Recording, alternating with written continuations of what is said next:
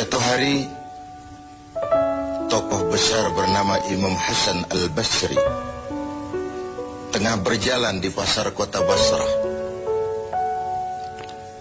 Datang seseorang lalu bertanya kepada beliau, "Ya Aba Ishaq," wahai Abu Ishaq, panggilan buat Imam Hasan Al-Basri. Katanya dalam Quran itu, "Ud'uni astajib lakum." Berdoalah kepadaku, aku akan jawab doamu. Mintalah kepadaku, aku akan penuhi permintaanmu. Begitu janji Allah dalam Quran. Lah kami ini, kata si orang tadi, sudah lama berdoa kepada Allah. Sudah banyak kali kami memohon kepadanya. Wah, kok sampai sekarang doa kami nggak dijawab-jawab, nggak pernah dikabulkan. Ini bagaimana? Katanya berdoa, aku kabulkan. Sudah lama kami berdoa. Kenapa nggak pernah dikabul-kabulkan? Apa doa kami salah pasang? Apa Tuhan pas kebetulan nggak dengar? Atau bagaimana ini? Imam Hasan Al-Basri senyum lalu menjawab, "Ya ahlal Basrah, hai penduduk Basrah, hatimu mati. Dari hati yang mati, bagaimana mungkin doa akan terjawab? Tidak ada getaran yang menyebabkan channel kepada Allah itu nyambung. Tidak ada. Dari hati yang mati, doa tidak mengeluarkan getaran untuk sampai kepada aras. Hatimu mati, maka doamu tidak dikabulkan." Kita renungkanlah jawaban ini. Sederhana, doa tidak didengar Tuhan. Permohonan tidak dikabulkan olehnya. Tapi kalau kita mau menukik kepada renungan yang lebih jauh, kemalangan apa yang lebih besar? Selain daripada kalau Allah sudah berpaling kepada kita dalam hidup ini. Permohonan tidak didengar, doa tidak dikabulkan, Allah sudah masa bodoh dengan kita. Kemana lagi langit tempat kita bernaung? Kemana lagi bumi tempat kita berpijak? Kalau Allah sudah berpaling dalam hidup ini kepada kita, itulah kemalangan yang paling besar dalam hidup ini. Sementara kita berleha-leha, menurut kita kemalangan itu kehilangan jabatan. Kemalangan itu kehilangan harta benda. Kemalangan itu adalah kehilangan orang yang kita sayangi. Allah berpaling dalam hidup kita, tidak pernah kita melakukan evaluasi. Nah, apa yang menyebabkan hati itu jadi mati? Sehingga tidak ada getaran yang nyambung ke aras, yang mengakibatkan Tuhan berpaling dari kita. Doa tidak lagi didengar, permohonan tidak lagi dikabulkan. Ada beberapa hal yang menyebabkan hati jadi mati, sehingga doa tidak terangkat. Imam Hasan Al-Basri menjelaskan beberapa faktor yang menyebabkan hati menjadi mati. Tidak ada lagi getaran yang mengantarkan doa ke aras, sehingga Tuhan pun berpaling. Yang pertama, kata beliau, "Araftumallaha wa lam tu'tuhu haqqah." Kamu kenal Allah, tapi haknya untuk disembah, kewajibanmu untuk menyembah, tidak pernah kamu laksanakan. Bagaimana hati tidak jadi mati? Kenal. Siapa pencipta alam semesta? Allah. Siapa pencipta lautan, gunung, sungai? Allah. Siapa pencipta langit dan bumi? Allah. Siapa pengatur segala-galanya? Allah.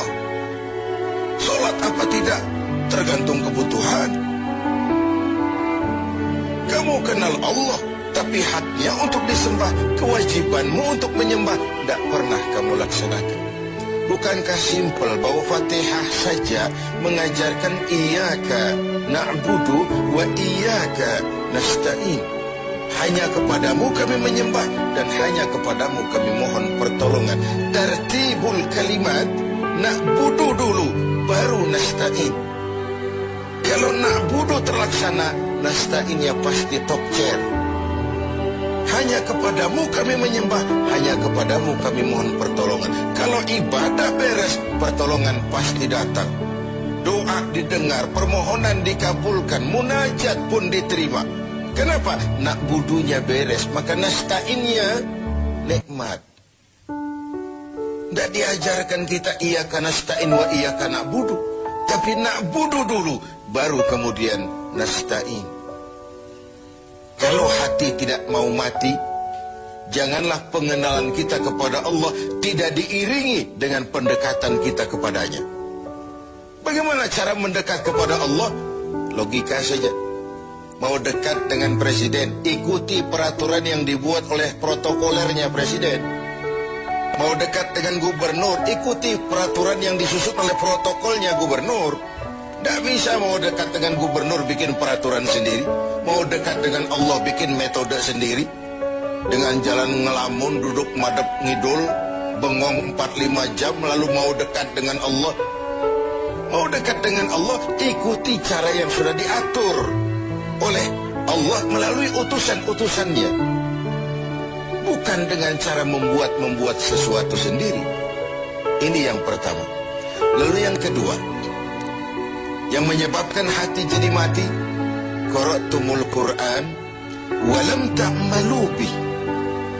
Kamu baca Al-Quran, kamu dengungkan Al-Quran, kamu sanjung Al-Quran, walam ta'malu bih, tapi isinya, ajarannya tidak pernah kamu laksanakan. Isinya, ajarannya sering malah diinjak-injak. Bukankah kita hidup di satu zaman di mana tuntunan sudah menjadi tontonan, dan tontonan sering dianggap sebagai tuntunan? Bukankah kita hidup di satu masa di mana orang yang jujur dikhianati dan pengkhianat malah diberikan amanah? Bukankah zaman ini sudah terjadi pergeseran nilai yang sedemikian rupa? Kita baca Al-Quran, kita musabaqahkan pula bacaannya, tapi isinya, ajarannya tidak pernah kita laksanakan. Bahkan nyaris sering kita injak-injak. Hati jadi mati. Sama dengan kalau kita dikirimi surat oleh seseorang yang sangat kita kagumi. Kita baca surat itu siang malam. Kita ceritakan kepada orang, saya dikirimi surat oleh orang yang sangat saya kagumi. Tapi perintah yang ada dalam surat itu tidak pernah kita laksanakan. Saya percaya betul yang kirim surat mesti marah. Kau baca itu penting supaya kau ngerti apa isinya. Tapi setelah kau ngerti, mau ya laksanakan. Begitu Al-Quran diturunkan kepada kita. Kamu baca Al-Quran, tapi isinya tidak pernah kamu amalkan. Bagaimana hati tidak akan menjadi mati karenanya? Pemirsa TV 7 yang berbahagia. Yang ketiga, penyebab hati itu menjadi mati. Akaltum ni'mata rabbikum walam tashkurulah. Kamu makan nikmat Tuhanmu, tidak pernah kamu bersyukur kepadanya. Ikan Tuhan di laut itu tiap hari diciduki, tapi Tuhannya diabaikan. Tidak pernah sesaat pun dalam hidup ini nikmat Allah pernah berhenti. Sejak kita bangun tidur sampai kita tidur kembali, bahkan tidur itu sendiri. Dari sekian nikmat yang kita tidak akan pernah sanggup menghitungnya, Tuhan cuma minta syukuri nikmat itu. Kalau kau syukuri, aku tambah. Kalau kau ingkar, azabku itu pedih. Tiap hari kau makan nikmat Tuhanmu. Akaltum ni'mata rabbikum. Kau makan nikmat dari Tuhanmu. Walam tashkurulah. Tapi kepadanya kamu tidak pernah bersyukur. Baik syukur dalam bentuk ucapan, lebih-lebih syukur dalam bentuk perbuatan. Karena kalau syukur ucapan semua bisa. Alhamdulillah, terima kasih Tuhan, puji syukur, terima kasih Tuhan. Tapi perbuatannya sering tidak sinkron dengan ucapannya. Kalau saya diberikan harta oleh Allah, mulut saya tidak pernah berhenti. Alhamdulillah Tuhan, terima kasih dikasih harta. Tapi pelitnya 17 setan. Rasanya orang itu baru syukur perbuatan, baru syukur ucapan, belum syukur perbuatan. Karena syukur perbuatan artinya mempergunakan suatu nikmat sesuai dengan kehendak yang memberikan nikmat itu. memberikan harta kepada saya. Apa yang Allah kehendaki dengan menggunakan harta ini? Bagaimana kehendak Allah tentang penggunaan harta ini? Allah memberikan jabatan kepada saya. Apa yang Allah kehendaki dengan memberikan jabatan ini kepada saya?